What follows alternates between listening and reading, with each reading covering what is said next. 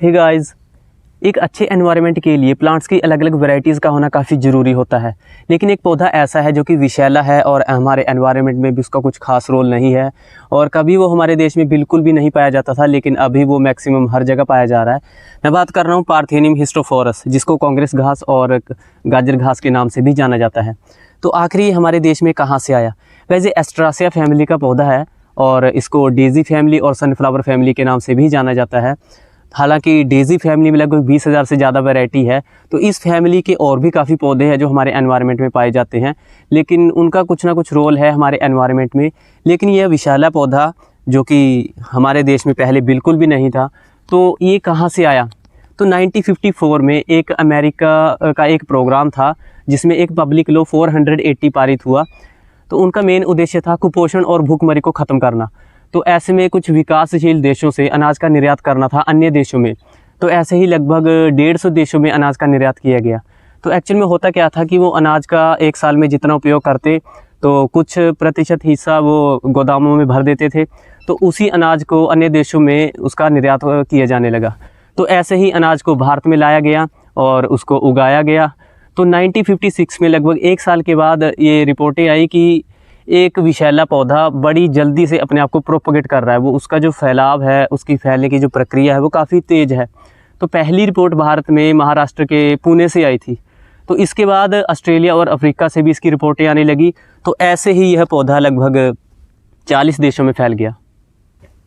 तो बात करते हैं इस पौधे की प्रोपोगेशन की। ये अपने आप को इतनी जल्दी कैसे प्रोपोगेट कर रहा है? तो देखिए, यह अमेरिकन ट्रॉपिक्स का नेटिव प्लांट है, यानी कि यह एक गर्म जगह का पौधा है और ठंडी जगह पे ये पौधा नहीं ग्रो करता। इवन जहाँ पे बर्फ़बारी होती हो वहाँ पे ये पौधा बिल्कुल भी ग्रो नहीं करता। तो हमारे देश में गर्म जगह पे हर जगह ये पौधा हमारे एनवायरनमेंट में ईजिली मिल जाएगा। तो मेन कारण यह है, इस पौधे पे जो आप ये छोटे छोटे फूल देख रहे हो, ये एक छोटे से पौधे पे भी बड़ी आसानी से शुरुआत से ही आने शुरू हो जाते हैं। ये देखिए, और ये जनवरी का महीना है और सबसे बड़ी बात यह है कि साल के किसी भी टाइम पे ये पौधा अपने आप को प्रोपोगेट करता है। पूरा साल इनके बीज जो है नीचे गिरते रहते हैं और जैसे ही इनको हल्की सी नमी मिलती है वो आगे उनके स्प्राउट आते हैं, पौधा प्रोपोगेट होता है। तो अभी देखिए, यहाँ पे बड़े प्लांट्स भी है और नीचे छोटे प्लांट्स भी है। ये देखिए, और ये छोटा सा पौधा है और अभी से इसमें बीज आना शुरू हो चुका है। और एक पौधे में हज़ारों के हिसाब से बीज होते हैं। और सबसे गलत बात क्या है कि इस पौधे के जो बीज नीचे गिरते हैं लगभग 5 साल तक वो सक्रिय रहते हैं। तो इन्हीं 5 साल में कभी भी इसको हल्की सी नमी मिलती है तो वो आगे वो प्रोपोगेट हो जाते हैं। तो ऐसे में होता क्या है, जैसे इस पौधे से 100 बीज नीचे गिरेंगे तो मान के चलिए लगभग 30 पौधे ही जर्मिनेट होंगे और बाकी के जो बीज है वो अगले टाइम के लिए इसको रख देता है। ये इसकी एक प्रक्रिया है कि सारे के सारे बीज एक ही टाइम पे प्रोपोगेट नहीं होते, आधे अभी होंगे, आधे कुछ टाइम के बाद होंगे। तो इस प्रक्रिया से ये पौधा ख़त्म नहीं होता और आगे से आगे ये बढ़ता रहता है। देखिए, इस पौधे की यह एक कला है। आप एक छोटा सा एरिया सेलेक्ट कर लीजिए और वहाँ पे इस पौधे के कुछ बीज गिराइए। तो होगा क्या कि जैसे ही उसमें हल्की नमी मिलेगी इसके बीजों को, तो छोटे छोटे पौधे प्रोपोगेट होंगे। तो आप उन पौधों को जड़ों से निकाल दीजिए और फेंक दीजिए। तो आप कुछ टाइम के बाद देखोगे वहाँ पे कुछ और पौधे प्रोपोगेट होंगे। हालांकि हमने इसके अलावा वहाँ पे कोई बीज गिराए ही नहीं थे, लेकिन इनके जो बीज है वो थोड़े थोड़े टाइम के बाद जो है जर्मिनेट होते रहते हैं। तो ऐसे ही इस पौधे की जो प्रोपोगेशन की जो प्रक्रिया है वो काफ़ी फास्ट है। 1956 में जब ऑस्ट्रेलिया, अफ्रीका और इंडिया से इस चीज़ की रिपोर्टें आई तो अमेरिका ने इस चीज़ को कंट्रोल करने के लिए बायोलॉजिकली कुछ तरीके अपनाए ताकि इस पौधे को कंट्रोल कर सके। तो उन्होंने कुछ ऐसे कीट तैयार किए जो कि इस पौधे को खाते थे। और जैसे कि ज़ाइगोग्रामा बिकोलोरेटा एक बीटल है और वो बीटल इस पौधे के पत्तों को खाता है, लेकिन वो बीटल इस पौधे के बीज को नहीं खाता, ना ही जो इसमें ये फूल आ रहे हैं। तो ऐसे में फिर भी प्रॉब्लम क्रिएट हो रही है कि इसके जो बीज है वो फिर भी प्रोपोगेट हो रहे हैं। और एक है एपीब्लेमा स्ट्रेनवाना। यह एक तितली है छोटी सी, जो कि अपने अंडे और इसके जो लार्वा है, प्यूपा है, वो इस पौधे के जो तना है, जो स्टीम है, इसी में तैयार होते हैं।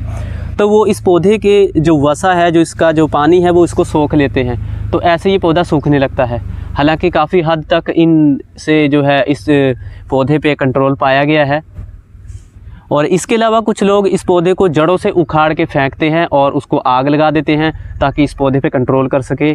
और इसके अलावा जहाँ पे ये पौधे देखिए प्रोपोगेट हो रहे हैं, काफ़ी फैल रहे हैं, तो इसको एक बार पूरी तरह से नष्ट कर देते हैं और फिर यहाँ पे मल्चिंग करते हैं।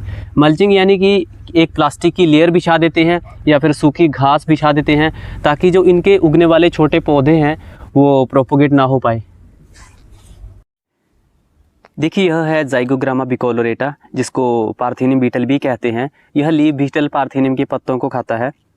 और ये है एपिब्लेमा स्ट्रेनुआना, जो कि इस पौधे में बोरर द्वारा इस पौधे को कंट्रोल करने में मदद करता है।